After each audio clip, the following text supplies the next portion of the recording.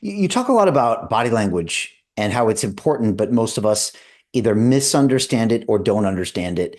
And I was wondering if you could give me just a quick crash course. Mhm. Yeah. Again, I keep going back to my pickup days. I don't know what everyone's going to think about me, but of course, since I'm confident, it doesn't bother me. But these guys, I guess, have gone in on this to use it for their practical reasons. And since so many guys want to be validated with women, I'm just having these flashbacks to the body language. And if she's playing with her hair, then she likes you, and blah, blah, blah. And so that's my only reference, Chase. Yeah. So yeah, I was studying that body language not to receive validation, but to be anti-rejected or whatever that means. But it was just to avoid rejection at all costs because that hurt. That hurt Yeah. like, Yeah. and I just didn't want to do that again. But if I can give you a crash course that'll give you more knowledge than most people of body language in like 5 minutes. Number one, you're better off being an expert in detecting change than any specific movement of the human body. Changes. So, like, we started a conversation and you look like A, then I asked you the weird question about that thing, and then you had behavior B. So, like, we had a shift in behavior. So, if you can spot change, you're better off if you just learn to spot change. There are a few general rules that I think people should follow when they're looking at body language. Fear makes our body protect arteries. Number one. So, like, we have a few arteries. We've got some femoral arteries that are down here. We have some brachial arteries under here, and we have carotid arteries right here. So, fear will, like, if I'm sitting here like this and my arms are out, and all of a sudden you ask me a weird question and both of my arms kind of go like this, and I start talking like this, that's a fear response. And that's something, it's not a red flag. And I'll be the first to say, I'm probably not the first to say, but on this show, there is no body language for deception. It does not exist. What we're really looking for is a little pile of behaviors that indicate stress or fear. So that's really what we're looking for. And in a context, if I ask you about chewing gum and your body like locks up, and then I ask you, did you, you know, steal $2 million from the casino, and your body does the same thing, that's kind of meaningless to me, right?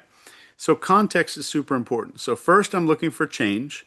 Two, I'm looking for clusters. Am I seeing multiple things happening? And three, context. So like if all of a sudden I go like this right when you're talking, but the AC just kicked on, it's blowing on me, and it's like 50 degrees in the room. That's some context involvement, right? So what I want to do is watch for the movement and change because people is we tend to see these pictures of body language. We see pictures of somebody like this. We see pictures of somebody like with their hands up in the air. So it kind of teaches our brain over time that body language is this business of still images.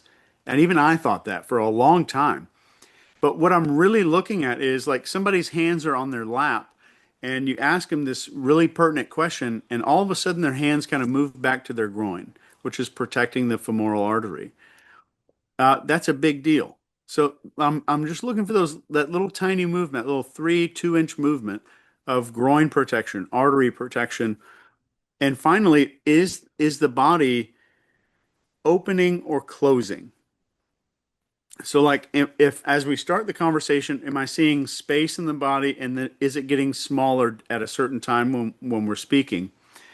And one micro behavior that I think would be vital to anybody, and this is the first thing that I teach to private equity groups that, they get pitched, they're venture capital guys that get pitched. I don't know anything about business, but they get pitched by these guys all the time and they want millions and millions of dollars. And they say like 35% of the time they'll buy something and the guy's just a total BS artist, just lying to them and somehow wasting money. I don't know what he's doing with it.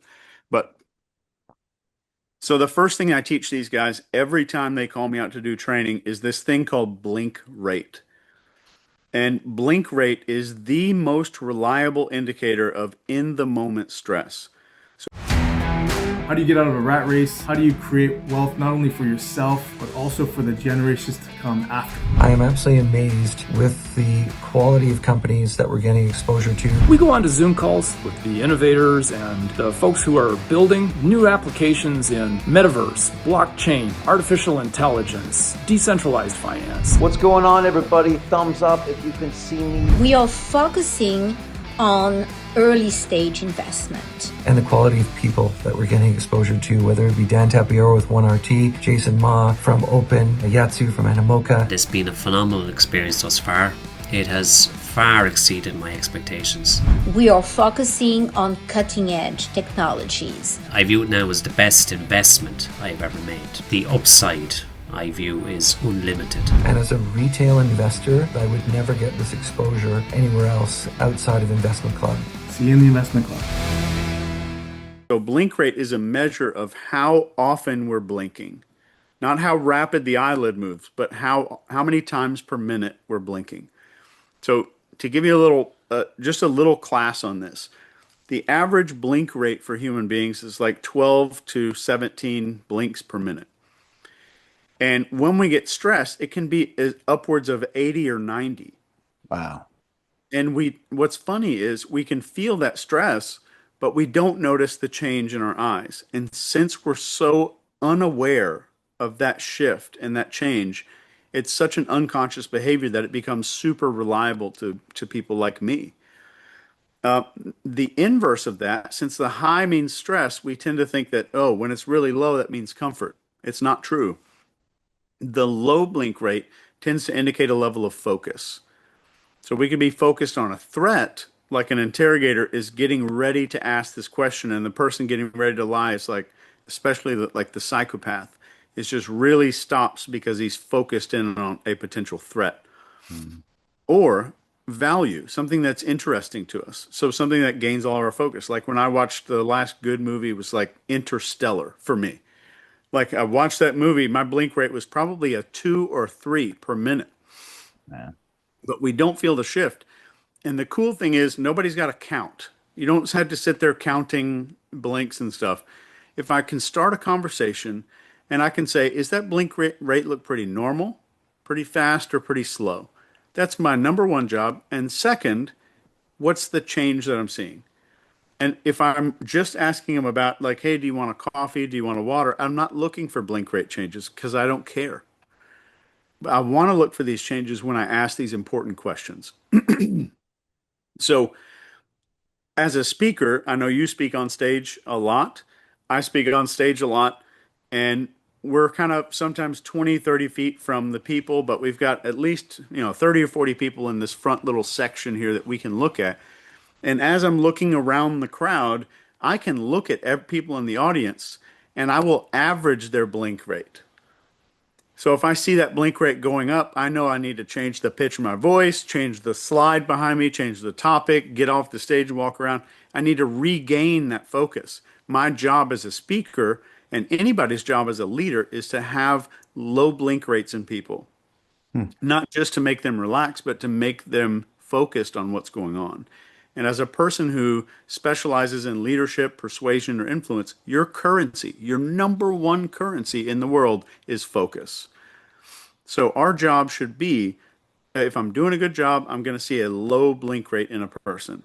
If I'm doing something that stresses someone out, even if it's not asking about the missing bag of money, whatever that is, or job interview question, I just want to like monitor those spots. If I start seeing like rapid blinks all of a sudden, that's a big deal unless there's some context behind it. And like all of a sudden we walk outside and the person's got allergies or something, that would be a context cue. Hey, I know investing in crypto is scary. It takes a real leap of faith because there are so many scams, rug pulls, and bad actors out there. It's a dangerous business, which is why 95% of people lose all their money. Well, that's why I created the London Real Investment Club, so you can access the hottest deals on the planet and use the crypto bull market to create the generational wealth that you deserve. Join my team of over 100 people from around the world that are making millions of dollars behind the scenes investing in blockchain, AI, Web3 games, DeFi, Bitcoin, and more. Don't miss out. Click the link below to book a call with one of my team now. But hurry, this bull market will end soon. I know investing in crypto can be scary. That's why you gotta join the investment club. Pull the trigger. Let's do this.